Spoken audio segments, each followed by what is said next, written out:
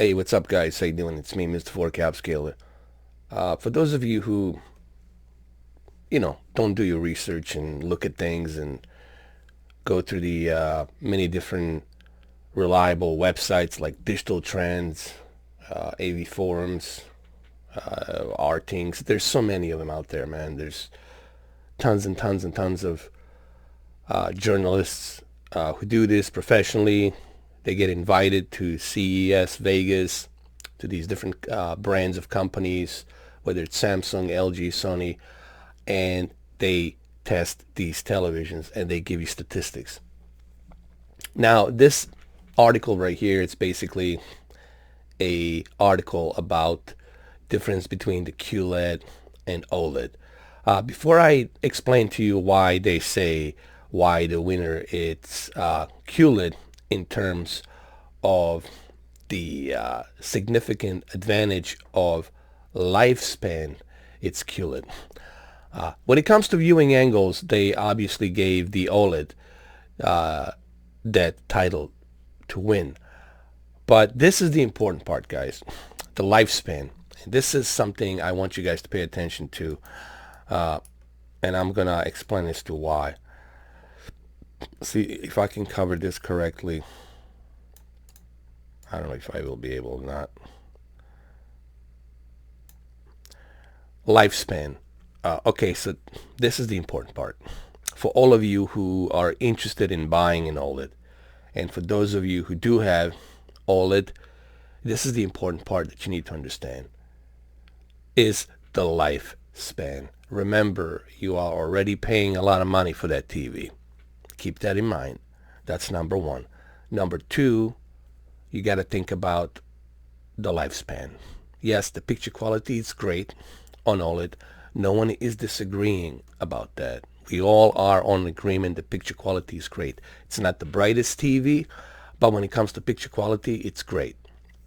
It has picture perfect deep dark levels, and every each organic light emitting diode it's emitting by itself, no backlit. Okay? Excellent, excellent, perfect viewing angle. That's obvious. All right, let's not repeat ourselves about that. We all get that. I said it in my videos many times when I was reviewing it. But this is the problem right here. The lifespan. The lifespan. LG says you have to watch its OLED TVs 5 hours per day. Let me repeat that one more time.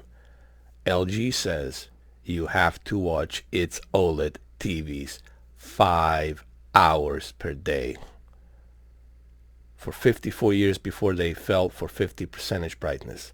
Whether this is true remains to be seen, as OLED TVs have only been out in the wild since 2013. For that reason, and that reason only, will award this category to QLED. It pays to have proven track record.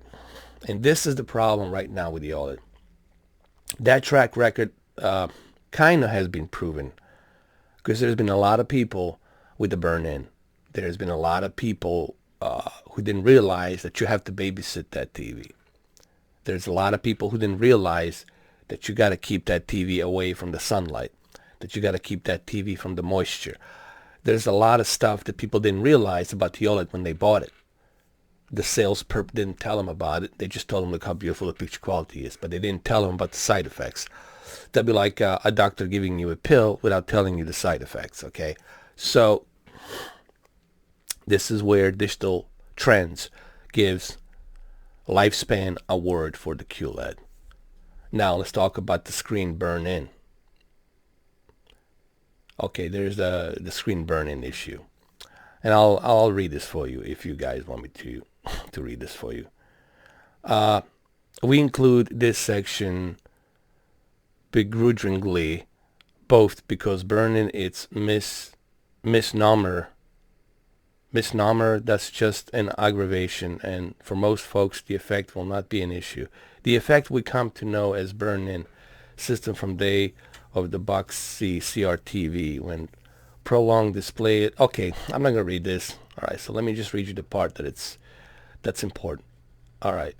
The same issue is at play with OLED TVs because the compound light up to degrade over time. If you burn a pixel long and hard enough, you will cause it to dim prematurely. All right, this is the important part. This is just him giving his opinion about the burn-ins from the plasma to OLED. But here, right here, this is the important part that you guys need to read. I'm highlighting the stuff, I'm dissecting the stuff that's important for you to pay attention to, not the whole article. The same issue, it's at play with OLED TVs. He was referring to plasma, and then now OLED, because the compounds that light up to degrade over time will have a burn-in pixel. Long hard enough, you will see it. And when that pixel burns, it dims down, and then you have a burn-in. So whatever image was left there, it's going to be burned in. And it's going to have some funny colors. For those of you who had plasma TVs, you know exactly what I'm talking about. For those of you who had plasma TVs. And the same thing they're saying here is true for the OLED.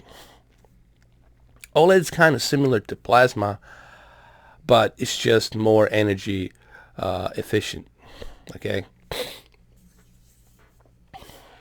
And this is the one issue that you're going to have to worry about. So they gave this winning title to the QLED.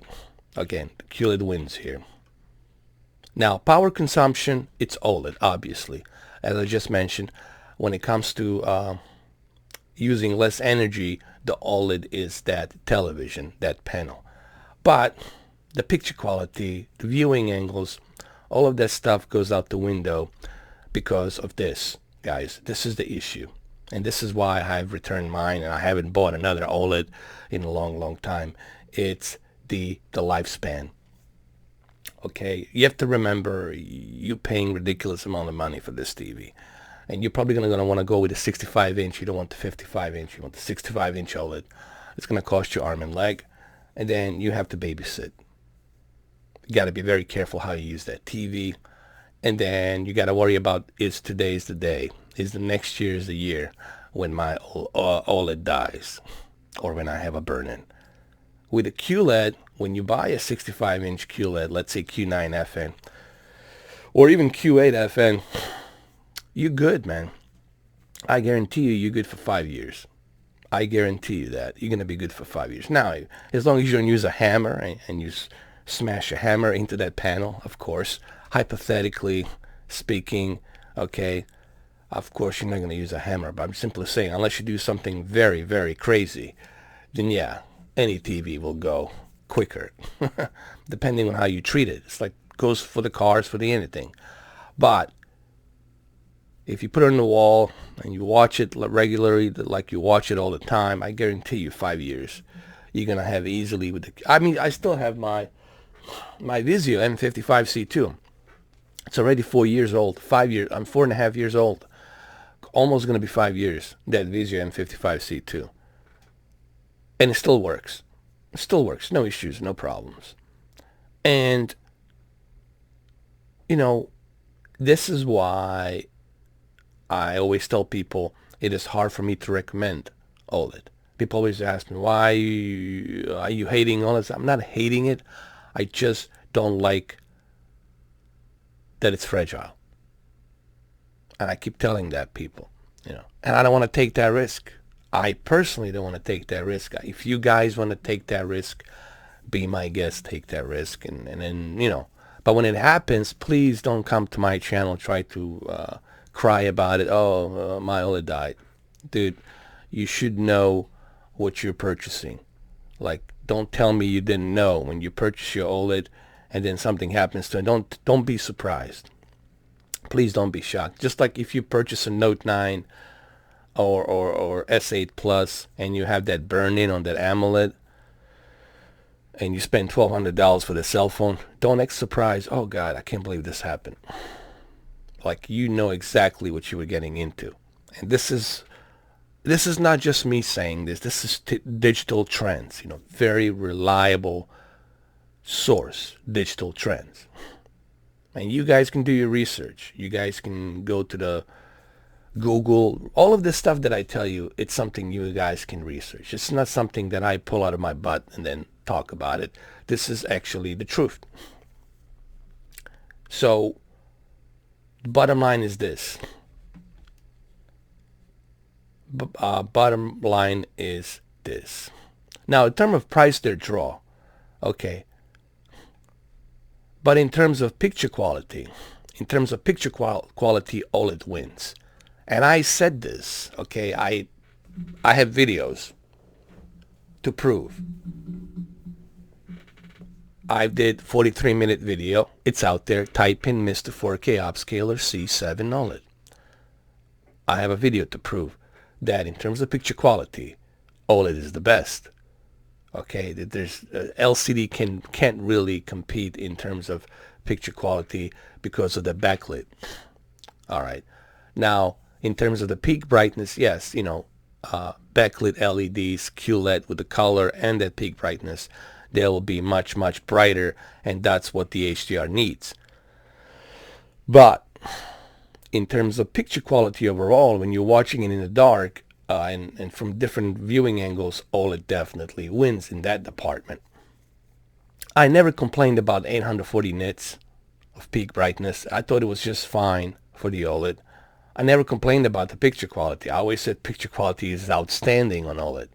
I mean, every OLED video I did, guys, again, type my name, Mr. 4K Upscaler OLED, and you will find out for yourself. There wasn't one single video that I made about the OLED where I said picture quality sucked. I just simply couldn't take the risk of paying such amount of money for the OLED and then taking that risk. If I kept those TVs, if I kept that C7, I guarantee you something would have happened by now. Something would have happened by now, I guarantee you. Because I know I'm not that careful, because I know I'm not that disciplined to babysit that TV, okay? Especially if I'm going to be doing a bunch of tests on it. So I'm telling you right now that something would have happened to that TV. And I know nobody, especially if you have families, dude, you're not that careful. Dude, you're not that careful. I don't care. Especially if you're married, if you have kids, dude, you're busy. You cannot be that careful to babysit TV. And I know through jokes, some of you guys will say, yes, you are. But when you get that burn-in, that joke will fly out the window. Bottom line is this, guys. This is the reason why I have a difficult time recommending OLED. And sales of OLEDs are really not that great in North America. Maybe in UK a little bit. In UK, it's been selling well. But the UK is not that big of a market for the LG. North American market, it's where LG counts. And if they're not selling well in North America, then that's a big blow for the LG, okay? And it is true, North American market, it's their market, European market's kind of hit or miss. Like I said, it sells relatively well in UK, but in North American market, it doesn't really sell that great. Sure, there's some people there's people that have it, but it's not like overwhelmingly big sales of OLED. You can walk into any Best Buy store and get an OLED like that. Any version of OLED. It's like it's sitting there. Which one you want? You want the B7? You want the B8? You want this one? You want that one? They got all of them. They're all sitting there. They're ready for you. They're always in stock. They're never out of stock. They're always there. Dude, they're lined up, stacked up, all the way up to the ceiling. No, I mean, really, I know, because I have people who work there. I'm privy to this information. So I'm just telling you, this is the reason why I have a difficult time recommending OLED. Now, if you really, this holiday season, okay, let's say you don't care. You got to have OLED. Life is too short. You don't care. You'll take the risk. You'll take the licks. Take a warranty. Okay, at least you can get a B7. That's $1,500. I don't know how long is that going to last. Or you can go with B8 for $2,000. Maybe you can get it for $1,800, Black Friday, maybe $1,900. I don't know. It's still roughly $2,000. Get the warranty. 55-inch B8, $2,000. I don't think it's anything below $2,000. They're going to stay at $2,000. Okay. because the original price tag was like 2,500, 26. So get it for 55 inch. You get it for $2,000, and get a warranty directly from the LG. Get the warranty and use that warranty for 2 years.